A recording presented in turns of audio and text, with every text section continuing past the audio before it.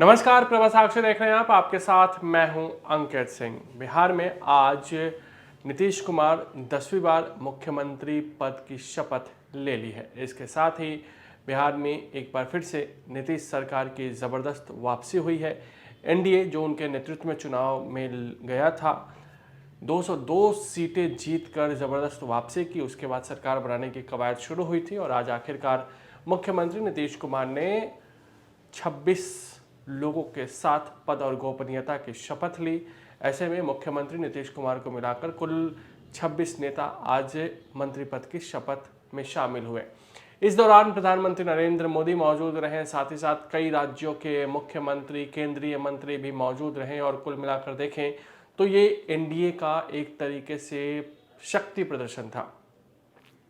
खास बात ये भी रही कि इसके बाद चर्चा शुरू हो गई कि बीजेपी सरकार में नीतीश कुमार मुख्यमंत्री बने हैं।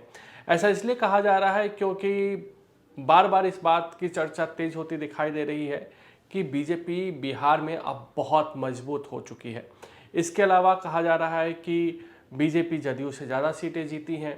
साथ ही साथ ये भी कहा जा रहा है कि जिस तरीके से बीजेपी ने ज़्यादा मंत्री अपने कोटे से आज बनाए, ज़्यादा मंत्री उसके कोटे से शपथ लिया, ऐसे में बीजेपी का वर्चस्व इस बार के नीतीश सरकार में देखने को मिल सकता है। हालांकि आगे क्या होगा इसके बारे में कहना मुश्किल है, लेकिन आज कहीं ना कहीं नीतीश कुमार के नेतृत्व में जब बिहार में सरकार का गठन हो रहा था, जब मंत्री शपथ ले रहे थे, तब एनडीए का शक्ति प्रदर्शन देखने को मिला। और इसके बाद प्रधानमंत्री का वो गमछा स्टाइल भी दिखा, नरेंद्र मोदी और नीतीश कुमार का वो हाथों में हाथ डाले लहराते हुए वो भी देखने को मिला। तो कुल मिलाकर देखें तो आज गांधी मैदान पूरा खचाखच भरा हुआ था। पवन सिंह भी वहां मौजूद थे, जिन्होंने गाना भी गाया कि नीतीश और मोदी की जोड़ी हिट हो गई। मनोज तिवारी भी मौजूद थे, उन्होंने गाया कि बिहार के बारे में जो कुछ भी वो कहते, लगातार कहते हैं कि हम बिहारी हैं जी, थोड़े संस्कारी हैं जी, इस तरह के गाने उन्होंने गाए। लेकिन अब सवाल बड़ा ये उठता है कि जो मंत्री पद आज दिए गए हैं बिहार में, किस तरीके से इसको सजाया गया है, क्योंकि नीतीश के गुलदस्ते में इस बार सब बिरादरी को शामिल करने की कोशिश की गई है। वैसे भी बिहार में ये सब चीज़ें होती रहती हैं। तो आज हम बताएंगे कि मंत्री पद कैसे बंटवारा किया गया। तो सबसे पहले आपको बता दें कि 26 मंत्रियों ने मुख्यमंत्री नीतीश कुमार को मिलाकर आज मंत्री पद की शपथ ली है।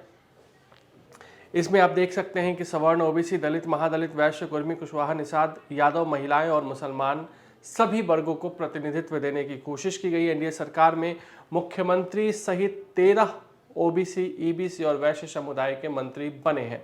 तो अपने आप में जो ओबीसी, ईबीसी को साधने की कोशिश जो है, वैश्य समाज को साधने की कोशिश एनडीए और खास करके बीजेपी की ओर से हो रही है, उसको भी आज देखने को मिला है। तो और सवर्ण समाज पर भी लगातार नज़र रहती है, तो सवर्ण समाज को भी मंत्रिमंडल में उचित प्रतिनिधित्व दिया गया है। तो शुरू करते हैं कि किसको क्या मिला है। तो 8 सवर्ण समाज के लोग हैं, 8 ओबीसी समाज के हैं, 5 दलित महादलित समाज के, 6 कुर्मी कुशवाहा समाज से, 2 यादव, 2 निषाद, 4 वैश्य और 1 मुसलमान व 3 महिलाओं को आज कैबिनेट में शामिल किया गया है। राजपूत कोटे से 4 मंत्री बने हैं। श्रेयसी सिंह जो जमुई से जीत कर आई हैं, महिला भी हैं, राजपूत है। संजय कुमार सिंह महुआ से जीत के आए हैं, चिराग पासवान की पार्टी के ये विधायक हैं और इनको मंत्री बनाया गया है। संजय सिंह टाइगर राजपूत हैं और आरा शहर से जीत कर आए हैं, दूसरी बार ये मंत्री बने हैं और दूसरी बार ये विधायक बने, उसके बाद इनको मंत्री बनाया गया है। साथ ही साथ लेसी सिंह कद्दावर नेता, जदयू की महिला है, पूर्णिया के धमदाहा से आती है और उन्हें भी एक बार फिर से मंत्री पद की शपथ दिलाई गई है।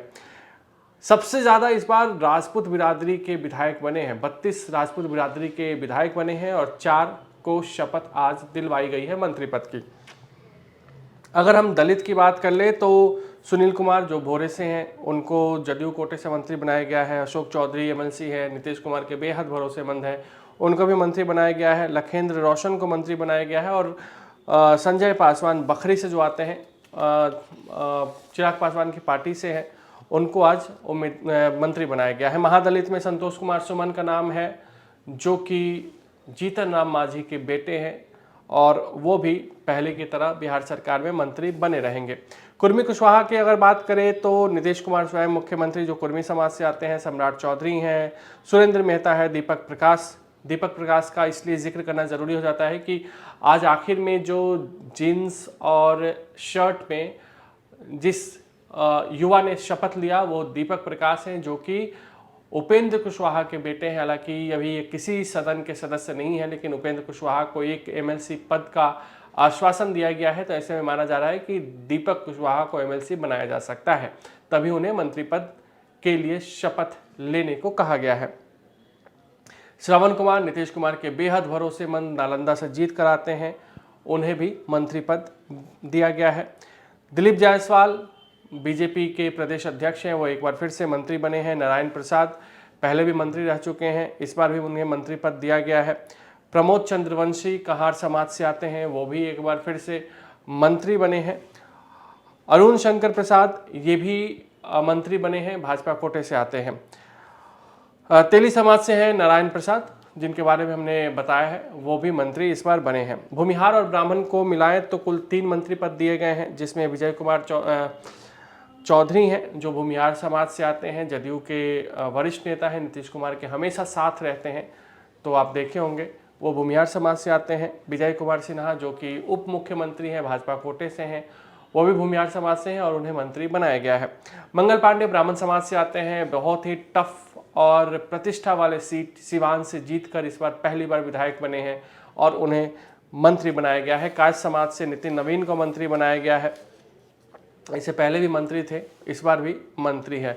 निषाद मल्लाह समाज से भी मंत्री हमें देखने को मिला है, मदन सहनी और रमा निषाद भाजपा कोटे से है, मदन सहनी अगर देखा जाए तो जदयू कोटे से है। रमा निषाद अजय निषाद की पत्नी है, जो कि मुजफ्फरपुर से सांसद हुआ करते थे, पहली बार विधायक बनी और पहली बार में उन्हें मंत्री बना दिया गया है। रामकृपाल यादव और विजेंद्र यादव कोटे से मंत्री बने हैं। विजेंद्र यादव सबसे बुजुर्ग मंत्री हैं और नीतीश कुमार के करीबी हैं, सुपौल से लगातार जीतते रहे हैं और इसलिए उन्हें मंत्री बनाया गया है। रामकृपाल यादव केंद्र में मंत्री रह चुके हैं, कभी लालू यादव के बेहद करीबी रहे थे, अब वह भाजपा में है।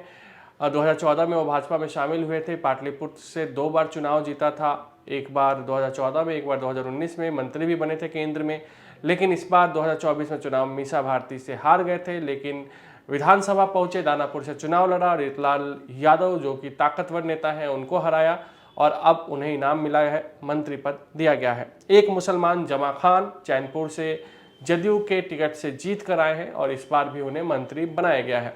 तो ये कुल मिलाकर हमने बताया कि कौन कौन किस जाति से आते हैं और क्यों मंत्री बनाया गया है।